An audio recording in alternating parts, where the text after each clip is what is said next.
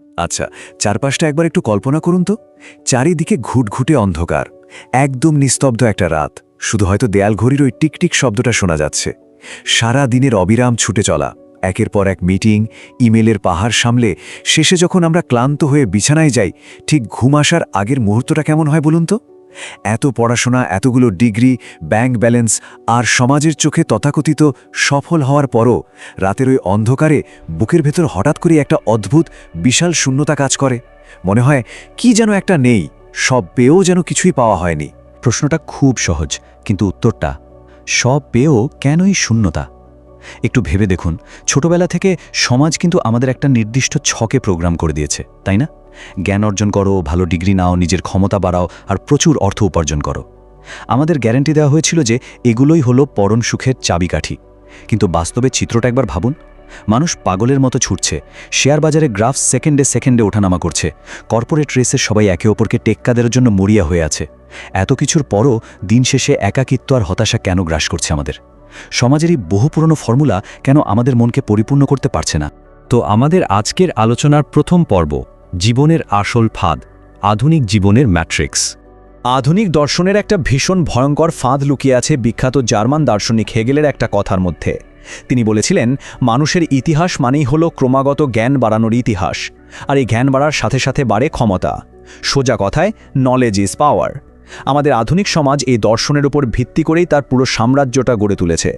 সবার মনে অত্যন্ত সুকৌশলে গেঁথে দেওয়া হয়েছে যে জীবনের একমাত্র উদ্দেশ্য হওয়া উচিত সবচেয়ে জ্ঞানী এবং ক্ষমতাবান হওয়া। কিন্তু সত্যি বলতে কি, এটা পুরোটা একটা সাজানো খেলা, একটা বিশাল ইলিউশন। এই খেলায় আমরা সবাই অন্ধের মতো ছুটছি বটে, কিন্তু ফিনিশিং লাইনটা যে কোথায় সেটা আসলে কেউই জানে না। এই যে নিরন্তর কর্পোরেট প্রমোশন আর অর্থের পাহাড় গড়ে আমরা শান্তি খোঁজার চেষ্টা করছি, এটা আসলে কেমন জানেন? ধরুন আপনার কাছে একটা বালতি আছে আর আপনি সেটা জল দিয়ে ভরার চেষ্টা করছেন, কিন্তু বালতির তলায় বিশাল একটা ফুটো। আজ কেউ একজন ম্যানেজার হলে কাল তার সিইও হওয়ার স্বপ্ন জাগে। আজ 10 লাখ টাকা অ্যাকাউন্টে থাকলে কাল 10 কোটি টাকার জন্য রাতের ঘুম হারাম হয়ে যায়। এই ক্ষমতার বা চাওয়ার আসলে কোনো শেষ সীমানা নেই। আর সত্যি বলতে এই মহাবিশ্বে পরম ক্ষমতা বলে আদৌ কিছু হয় না। যতই অর্জন ঢালা হোক না কেন, ওই বালতির তলার ফুটো দিয়ে আমাদের সবটুকু প্রশান্তি ঠিকই বেরিয়ে যায়। এবার আসি দ্বিতীয় পর্বে, ক্ষমতার মরীচিকা, এক অন্তহীন দিগন্তের পেছনে ছোটা। একটু খেয়াল করলেই দেখবেন, একদিকে আমরা সবাই যেন একটা হ্যামস্টার হুইলে আটকা পড়েছি। ওই যে গোল চাকাটা, যার ভেতরে একটা ইঁদুর অবিরাম দৌড়ে থাকে আর ভাবে সে অনেক দূর পৌঁছে যাচ্ছে, কিন্তু আসলে সে এক জায়গাতেই ঘুরপাক খায়। বাইরের পৃথিবীতে আমরা ঠিক এভাবেই অর্থ আর ক্ষমতার পেছনে ছুটছি, আর অন্যদিকে রয়েছে এক বিশাল অন্ধকার গর্ত বা শূন্যতা। ইতিহাস ঘাটলে একটা অদ্ভুত মিল পাওয়া যায়।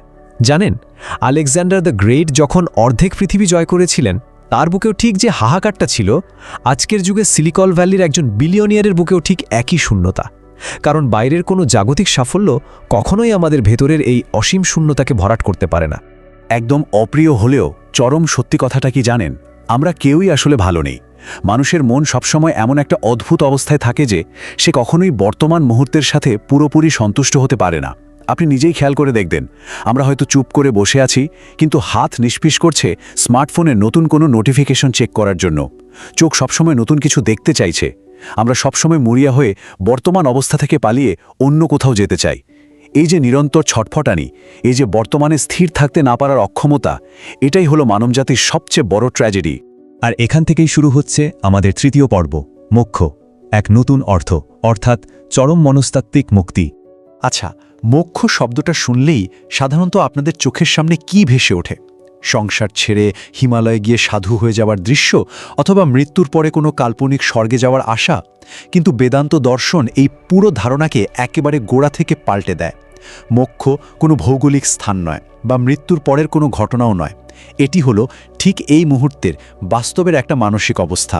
এটা হলো চরম মনস্তাত্ত্বিক স্বাধীনতা, যেখানে গিয়ে পৃথিবীর সমস্ত জাগতিক কামনা বাসনা চিরতরে শেষ হয়ে যায়।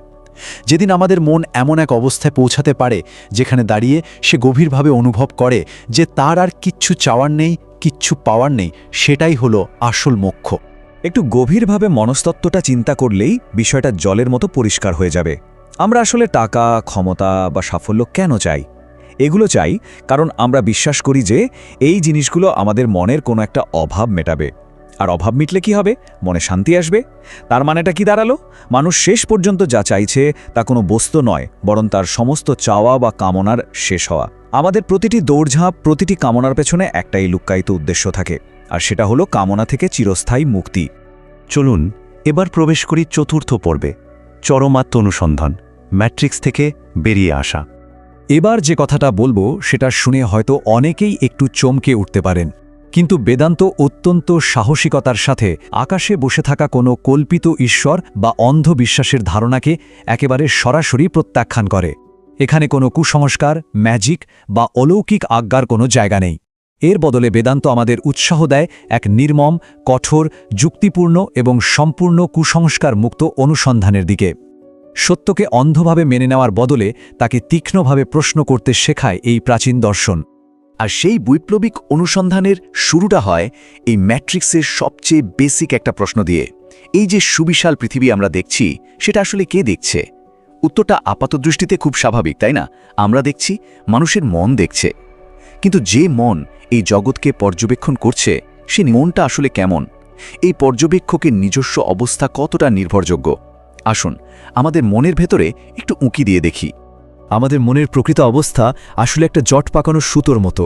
মানুষের চোখ, চিন্তাভাবনা এবং সিদ্ধান্ত নেওয়ার ক্ষমতা প্রচণ্ডভাবে শর্তযুক্ত। জন্মের পর থেকে সমাজের চাপ, ভেতরে পুষে রাখা তীব্র অহংকার আর অবচেতন মনের গভীর ভয় আমাদের মনকে সারাক্ষণ আচ্ছন্ন করে রাখে। বেদান্ত বলছে, এই বিভ্রান্তিতে ডুবে থাকা, শর্তের শেকলে বাঁধা মানুষের মন আসলে অর্ধেক পাগল। আর এই অর্ধেক পাগল মন দিয়ে আমরা জীবনে যতই লজিক্যাল সিদ্ধান্ত নিই না কেন, তা বেশিরভাগ সময় ভুল প্রমাণিত হয়। এবার একটা খুব সহজ লজিক ভাবুন তো, যদি পর্যবেক্ষক নিজেই কনফিউজড বা অর্ধেক পাগল হয়, তবে সে যে পৃথিবীটা দেখছে সেটা কি আদৌ 100% সত্যি হতে পারে? ভাঙা বা ঘোলা চশমা দিয়ে যেমন দুনিয়াকে কখনোই পরিষ্কার দেখা যায় না, ঠিক তেমনি একজন বিভ্রান্ত মন দিয়ে মহাবিশ্বের সত্য খোঁজার চেষ্টা করাটাও একেবারে অর্থহীন। কারণ এই মন যা কিছু অনুভব করছে তার পুরোটাই আসলে একটা বিশাল মরীচিকা বা ইলিউশন। আমরা যে বাস্তবতাকে এত সত্যি বলে আঁকড়ে ধরে আছি, তা আসলে আমাদেরই শর্তযুক্ত মনের একটা বিভ্রান্তিকর সৃষ্টি ছাড়া আর কিছুই নয়।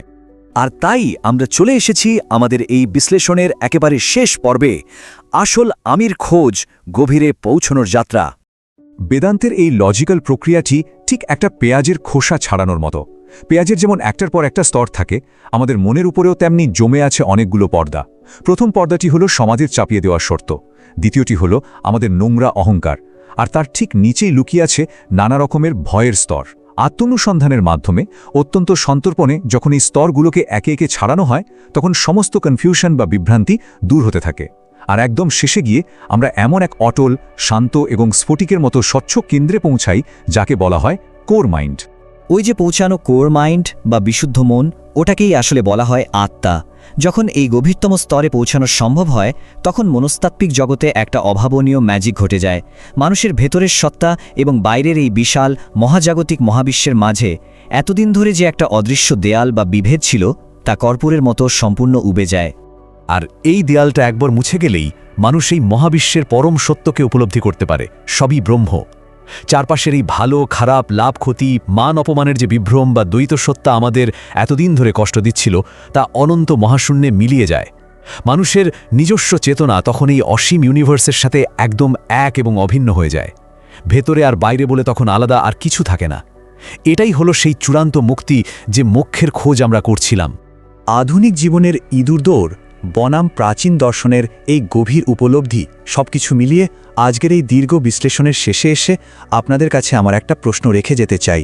রাতের পর রাত যখন প্রমোশনের আশায়, অর্থ উপার্জনের নেশায় বা সমাজে নিজেকে প্রমাণ করার তাগিদে আমাদের ঘুম নষ্ট হয়, তখন কি একবারও থমকে দাঁড়িয়ে আমাদের ভাবা উচিত নয়, এই অন্তহীন ছুটে চলায় আমরা আসলে কি খুঁজছি? সাময়িক ক্ষমতা নাকি এক চিরস্থায়ী গভীর প্রশান্তি? জ্ঞান এবং ক্ষমতা হয়তো আমাদের সাময়িক সাফল্য এনে দিতে পারে, কিন্তু এই অসীম শূন্যতা পূরণের চাবিকাঠি কি তবে সেই পরম শান্তির মাঝেই লুকিয়ে নেই? এই ম্যাট্রিক্সে পাগলের মতো দৌড়ানোর আগে প্রশ্নটা অন্তত একবার নিজেকে করা উচিত, তাই না?